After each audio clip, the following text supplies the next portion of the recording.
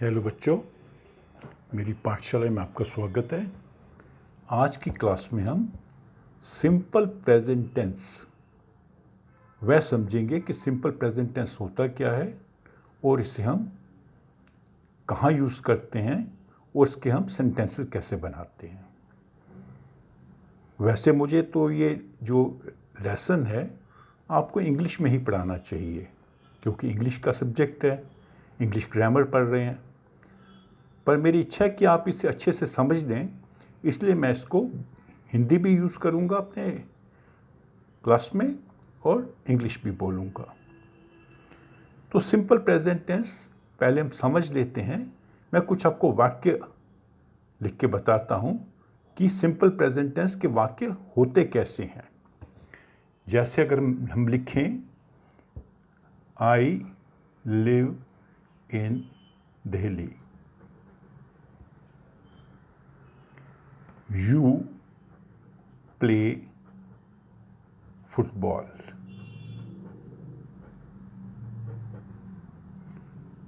she reads in the morning,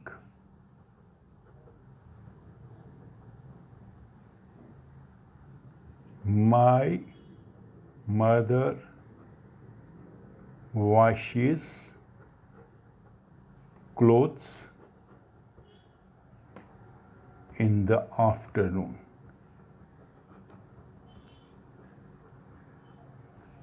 Sun rises in the east.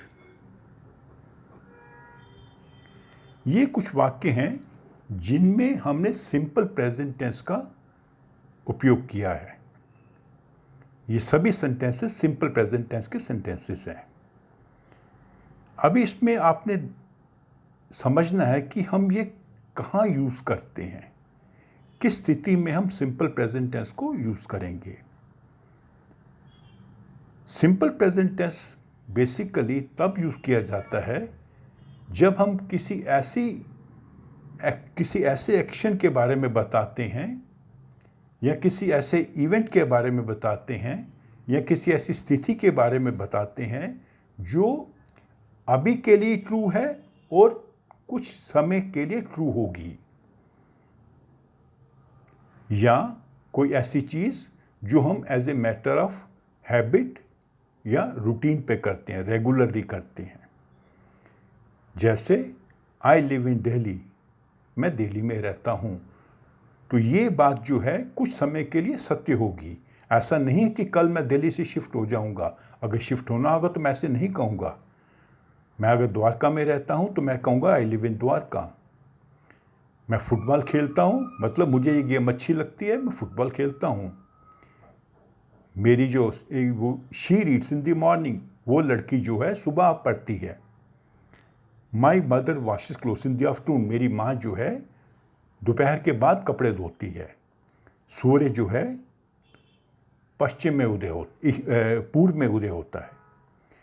तो इसमें ये चीज़ जो फैक्ट है, ये वो फैक्ट हैं जो या वो एक्शन हैं जो अभी के लिए ट्रू हैं और आने वाले समय के लिए भी ट्रू होंगे। These are situations which are fairly permanent. These are events which are fairly permanent. ये जल्दी बदलने वाले नहीं हैं। ये एक रूटीन है, हैबिट है कि कोई लड़की सुबह पढ़ती है या मेरी माँ दोपहर में कपड़े धोती है। ये एक रूटीन है या एक ये सत्य है, universal truth. Sun rises in the east, ठीक है। डॉग्स बार्क, कुत्ते भौंकते हैं। ये बात है जो सदा ट्रू होती है। ऐसा नहीं कि कुत्ते आज भौंकते हैं और कल नहीं भौंकेंगे। लायन रोर्स, शेर दहाड़ते हैं। तो ये यूनिवर्सल ट्रूथ है, साइंटिफिक ट्रूथ है। तो हमने अब समझना है कि किन सिचुएशंस में हम जो है सिंपल प्रेजेंट टेंस को यूज़ करेंगे। तो पहली सिचुएशन होगी, जो इवेंट है या जो एक्शन है वो ट्रू है for the time being. Actions are events are facts, fact मतलब कोई तथ्य है, ये एक तथ्य है, आई लिव इन दिल्ली, जो ट्रू है, that are true in the present and will be true and will not change in near future, निकट भविष्य में वो चेंज नहीं होंगे।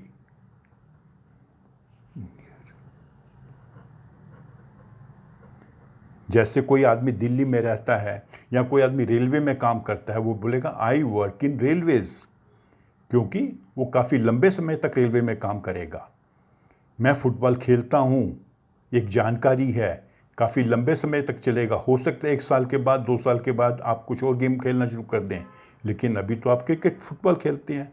तो ये जो चीज़ें हैं ये अभी के लिए सत्य हैं और निकट भविष्य में भी सत्य होंगी। दूसरा क्या होता है, रेगुलर, जो चीज़ें रेगुलरली होती हैं,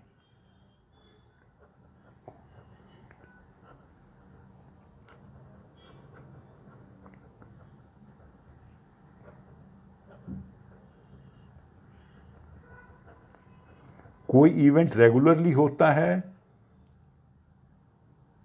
हर दिन होता है या एक किस पीरियडिसिटी पे होता है, किसी समय पर होता है, चाहे वो एज आपका रूटीन है या आपकी हैबिट है। So if anything is done by way of habit और routine at a fixed time, at a fixed periodicity, तो उसे हम उसके लिए भी हम सिंपल प्रेजेंट टेंस यूज़ करेंगे। जैसे she reads in the morning, कोई लड़की है, उसकी हैबिट है या उसका रूटीन है कि वो सुबह पढ़ती है। एक औरत है, my mother washes clothes in the afternoon, वो दिन के बाद दोपहर में कपड़े धोती है हर दिन। फिर तीसरा क्या होता है, यूनिवर्सल ट्रूथ, यूनिवर्सल या साइंटिफिक ट्रूथ भी कहते हैं इसको।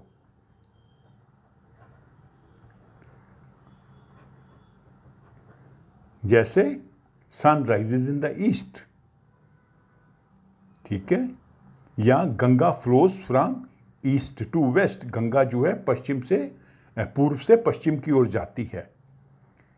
फिर कई बार क्या होता है कि कोई चीज़ निकट भविष्य में होने वाली है और उसका टाइम फिक्स्ड है, ठीक है, फिक्स्ड फ्यूचर अरेंजमेंट इसको कहते हैं।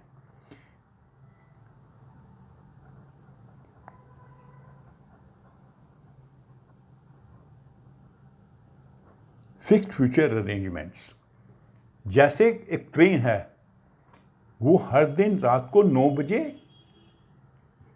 यहाँ से छूटती है, तो हम क्या कहेंगे, the train leaves eight 9 PM। तो ये भविष्य की बात कर रहे हैं। जब भविष्य की बात करते हैं तो हम नॉर्मली हमको फ्यूचर टेंस यूज़ करना चाहिए। फ्यूचर टेंस के बारे में मैं आपको अलग क्लास में बताऊंगा। तो लेकिन भविष्य की घटनाओं के लिए कई बार हम प्रेजेंट टेंस भी यूज़ करते हैं, सिंपल प्रेजेंट टेंस, ये बताने के लिए कि कोई घटना फिक्स टाइम पे होगी। जैसे हम कहें, the train leaves eight 9 PM, train 9 बजे जाएगी रात को। तो अभी भविष्य में होगा, लेकिन इसको हम सिंपल प्रेजेंट टेंस में लिख रहे हैं। तो सिंपल प्रेजेंट टेंस के लिए आपने ये समझना है कि जो चीज़ें अभी के लिए सत्य हैं और निकट भविष्य में सत्य होंगी, things are actions are facts that are true now and will be true in the near future, उनके बारे में हम यूज़ करें, उनको बताने के लिए यूज़ करेंगे सिंपल प्रेजेंट टेंस। या जो चीज़ें हम करते हैं as a matter of habit या किसी रेगुलरिटी पे या किसी रूटीन पे, उसके लिए हम यूज़ करेंगे। या फिर कोई यूनिवर्सल ट्रूथ है, साइंटिफिक ट्रूथ है, या फिर कोई ऐसी घटना जो फिक्स टाइम पर भविष्य में होगी। तो इन 4 सिचुएशंस में हम सिंपल प्रेजेंट टेंस को यूज़ करते हैं। तो अभी सिंपल प्रेजेंट टेंस में सेंटेंसेस कैसे बनाते हैं, बहुत सिंपल है। सबसे पहले तो होगा सब्जेक्ट, जैसे यहाँ पर आई है, यू है, शी है, माई मदर, सन, सब्जेक्ट के बाद में वर्ब आ जाएगा, बीच में कोई हेल्पिंग वर्ब नहीं आएगा, इज, एम, आर, ऐसा कोई हेल्पिंग वर्ब नहीं आएगा।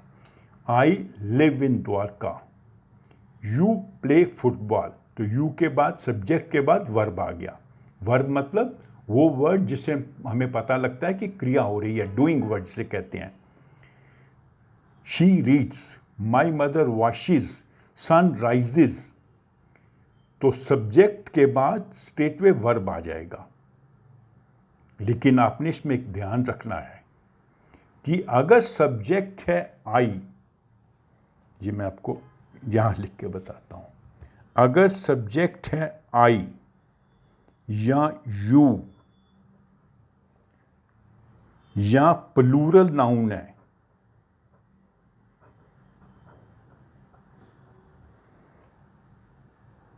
आई, you, plural noun. Plural noun क्या हो सकता है? वी, दे, डॉग्स,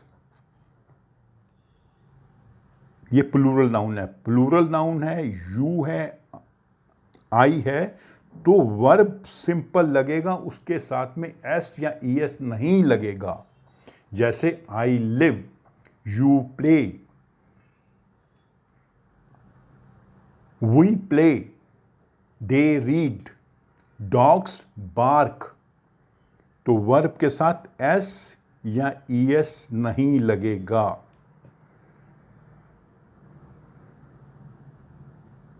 एस और एस कहां लगेगा, ये समझने वाली बात है। एस और एस लगता है जब हमारा वर्ब हो, सब्जेक्ट हो ही या शी या इट, या किसी का नेम सिंगुलर नाउन हो, सिंगुलर नाउन, सिंगुलर नाउन, जैसे ही प्लेज फुटबॉल, एस लगा बिकॉज ही है। शी रीड्स अ बुक, वो एक किताब पढ़ती है। It rains in the morning, here, यहां सुबह वर्षा होती है। It rains in the morning, rain noun word है लेकिन इसको वर्ब भी यूज करते हैं। वर्षा हो रही है, वर्षा होती है, तो यहां पे हमने एस लगाया, इसको वर्ब बना दिया रेन को और एस लगा दिया क्योंकि सब्जेक्ट है it. It rains in the morning here, यहां पर सुबह वर्षा होती है। सिंगुलर नाउन जैसे डॉग, बाक्स, कुत्ता भौंकता है। लॉयन, ये सिंगुलर नाउन है, रोर्स, शेर दहाड़ता है। Ram plays in the evening, Ram शाम के समय खेलता है। प्लेज सिंगुलर नाउन है, लॉयन सिंगुलर नाउन है, डॉग सिंगुलर नाउन है। तो इन सब के साथ में वर्ब के साथ हमें अक्सर एस लगाना पड़ता है और कई वर्ड में ईएस भी लगाना पड़ता है। ही, शी, इट या कोई सिंगुलर नाउन होगा। तो इस चीज़ का आपने बहुत ध्यान रखना है कि जब आप सेंटेंसेस बनाएंगे सिंपल प्रेजेंट टेंस में और आपका सब्जेक्ट है ही, शी, इट या सिंगुलर नाउन, जैसे मैंने एग्जाम्पल दिया आपको डॉग, लायन, राम का, तो इनमें वर्ब के साथ एस और एस ज़रूर लगाना है।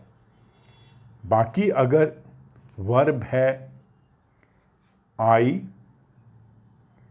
या यू या प्लूरल नाउन होगा तो उसके साथ में एस एस नहीं लगेगा, सिंपली सब्जेक्ट के बाद वर्ब आ जाएगा। I live, you play, we play, ये भी कह सकते थे वी प्ले फुटबॉल,